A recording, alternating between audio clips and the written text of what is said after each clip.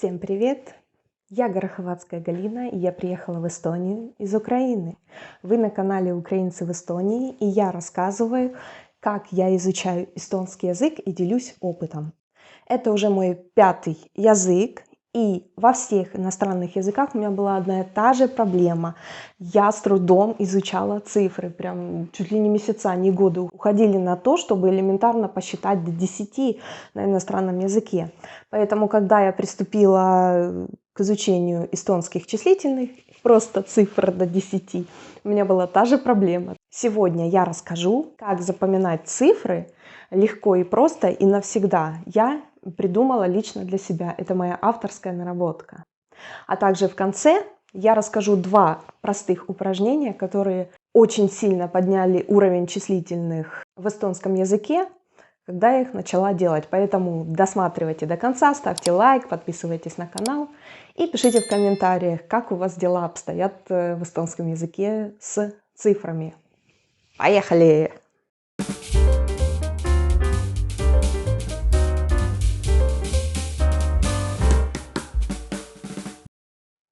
Цифра 1. X. Вроде бы простое слово, да, там есть момент с произношением, звук «ы» сложный, но это уже другой вопрос. Как я выучила? Если просто сказать «укс», это будет «дверь». Дверь. Если сказать «укс», это будет одна дверь по-эстонски. «Укс». Я придумала просто для себя, я быстро говорила «укс», и у меня получился «уксус». Ну, то есть просто запомнить, что один это уксус. Но только вот это вот правильно надо сказать. Укс. Один. Дальше. Какс. Я просто запоминала укс как скольм. То есть на любом языке всегда легко. Uno, dos, tres. One, two, three. Укс как скольм. Ну, то есть это легко выучивается, потому что это везде и дети говорят. Ну, постоянно слышишь и в рекламе, и люди в повседневной жизни на любом языке, ну, вот, которые я изучала, которые я знаю, постоянно там типа раз, два, три, поехали, там еще что-то говорят. Поэтому какс, ну, какс и какс, просто похожи на два. Какс. Кольм.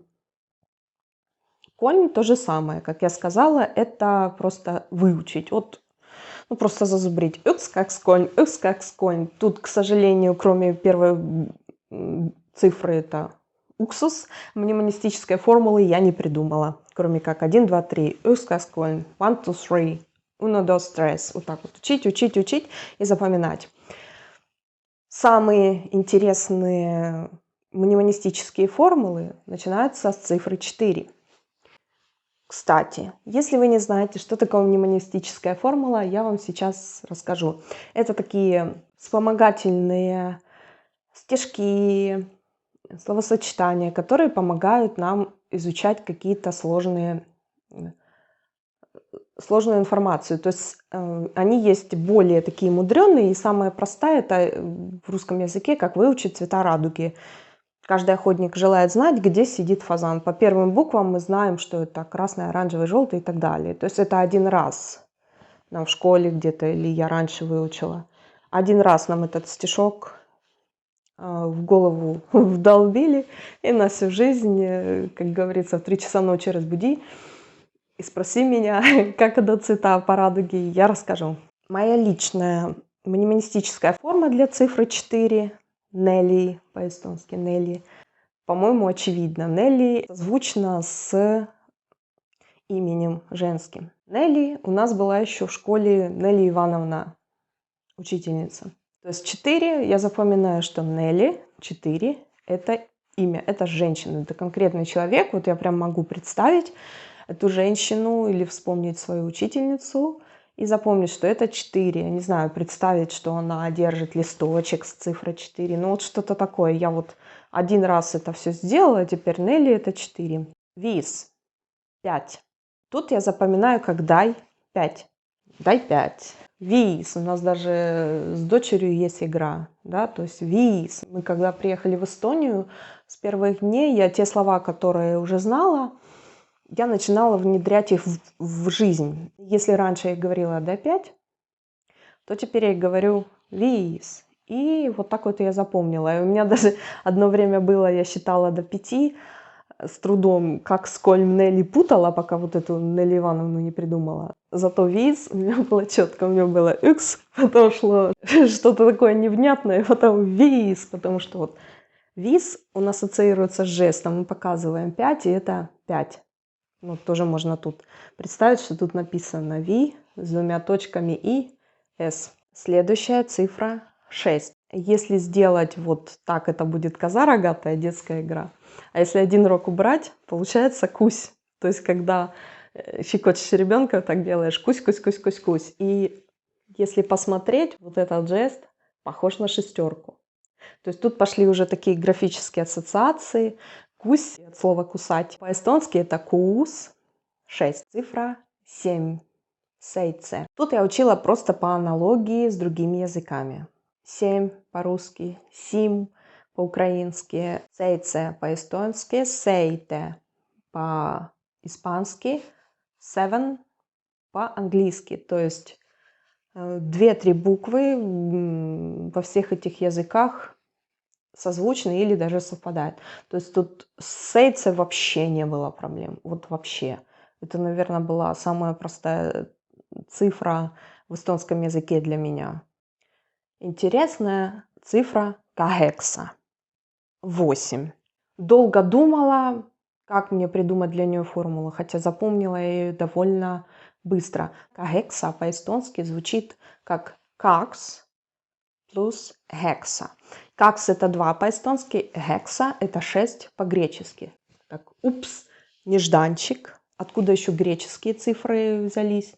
А все очень просто. Дело в том, что я по образованию химик. Когда я училась в институте, мы учили также цифры где-то до 20 по-гречески, потому что название веществ в международной номенклатуре химической используют корни цифр именно по-гречески. Ну, наверное, их и так все знают. Моно 1, ди 2, 3, потом тетра, квадра. Ну, это еще музыканты тоже знают. Но там немножко другая система по цифрам. Но конкретно гекса, я помню еще с института, это 6. И получается к гекса это какс плюс гекса. 2 плюс 6 равно 8 кагекса. А еще такое одно из самых длинных названий цифр в эстонском языке. Ну, я имею в виду до 10. Потому что у меня на канале есть шорт-видео, короткое видео, где я пытаюсь сказать на эстонском 1999 год, и это кошмар. Вот тут где-нибудь ссылку оставлю. Вот там действительно очень длинная, числительная, но это так, если вам хочется сейчас немножко поднять себе настроение и посмеяться. Также там моя подруга Светлана, эстонка, говорит на украинском языке ту же самую фразу. Вот рекомендую. Где-то здесь будет ссылка или в описании поставлю. Следующая цифра, почему следующая, уже предпоследняя цифра, это yheksa. Над yheksa я долго думала, еще дольше думала, чем над kaheksa. Если все предыдущие были как-то просто на ассоциациях, на играх, на графических, как кусь, то yheksa, ну, она не вкладывалась. И вот это у меня был где-то месяц, когда я путала yheksa, kaheksa, то есть 8-9, 8-9. И когда мне нужно было сказать вслух 8 или 9, там продиктовать номер или адрес, это был кошмар. Вот я видела это 8-9, и я зависала. Но потом однажды меня осенило. Опять же, если вернуться к греческим цифрам, то гекса. Гекса это уже понятно, это 6, как я уже говорила про восьмерку. То если я правильно понимаю эстонский язык, у них есть такое, я не знаю, что это, приставка, слово, ну, в общем, ylе. Ylе. И оно означает как бы через, сквозь, после. Например, ylее, за рекой, через реку. Ylehomме, послезавтра. Это после получается. Если дробить как бы на составляющие, то гекса будет после шестерки вообще-то, ну, гекса. Но мне еще кажется, что это перевернутая девятка. То есть шестерка это перевернутая девятка, девятка это перевернутая шестерка. Но почему-то с греческого. Я не знаю, честно, какое происхождение названия цифр в эстонском языке, но я точно интуитивно подозреваю, что что-то там с греческими цифрами связано. То есть гекса, если мы берем гексу, но на греческом языке переворачиваем, получается девятка на эстонском. Гекса. Ну, такая вот логика. И та-дам! Мы дошли до последней цифры. Это 10. Тут у меня были сложности с произношением, потому что кюме, кюме, как угодно. Учительница по эстонскому языку меня все время поправляла. Привет, Хелли, если смотрите. Она все время меня поправляла, что надо вот это кюме, и обязательно ме, удвоено вот это вот. Согласная в эстонском языке тоже проблема, но это уже вопрос произношения, не вопрос запоминания. И если вы знаете хорошо украинский язык, то в звательном падеже от слова «кум» будет «куме». Ну, только меняем «куме» на «ü», эстонскую, «ü» в нос, который говорится с двумя точками, и протягиваем поем «кюмме». Кюмме. Получается куме, кюмме.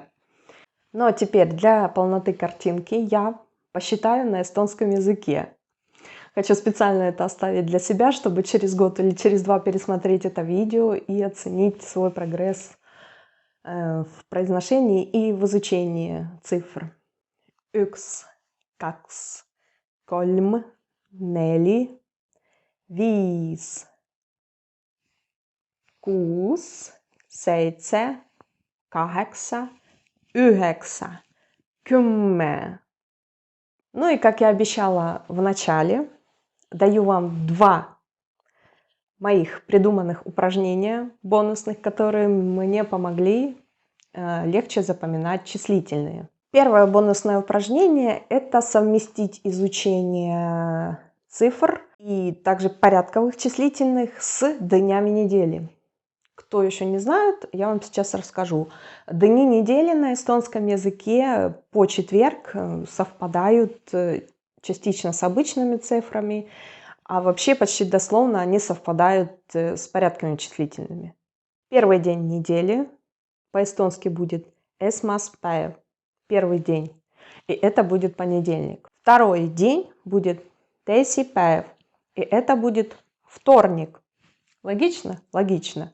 Как говорила наша учительница по эстонскому, снова привет, Хелли, что эстонцы довольно ленивые люди. Ну, это, конечно, было с иронией сказано. И некоторые слова они просто как бы не изобретают, не выдумывают, а просто вот пишут или говорят как есть. Потому что третий день недели – это кольма-паев. Кольма-паев, третий день. И четвертый день недели – это Нелля-паев. Всем женщинам с именем Нелли сейчас передаю привет, потому что в эстонском языке это их день. Нелля-паев. Если вам интересно изучить дни недели подробнее в эстонском языке, пишите в комментариях, и я тогда сниму отдельно тоже, какие у меня там ассоциации есть, что я накопала и как я их для себя учу. И, наконец, я их перестала путать. Второе бонусное упражнение, тоже оно простое, но где-то недели через 3, после того, когда я обнаружила вот эту вот кашу с числительными, я начала сама для себя его делать. Мне никто его не говорил, ни в учебнике не было, ни учительница не давала.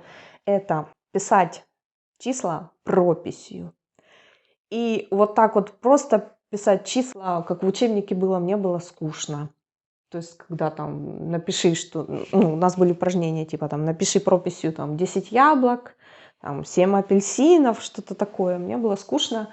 И я, когда выполняла домашнее задание, я писала сам номер упражнения прописью и номер страницы.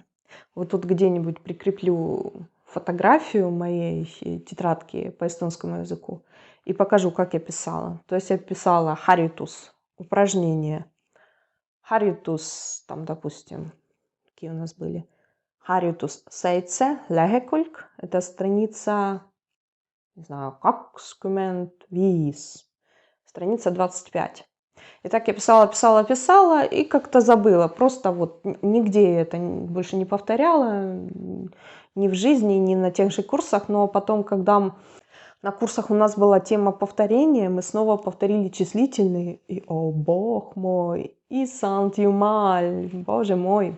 Я обнаружила, что числительные для меня уже не проблема. Хекса, хекса я не путаю, икс, кекс, коль, вискус, это все нормально.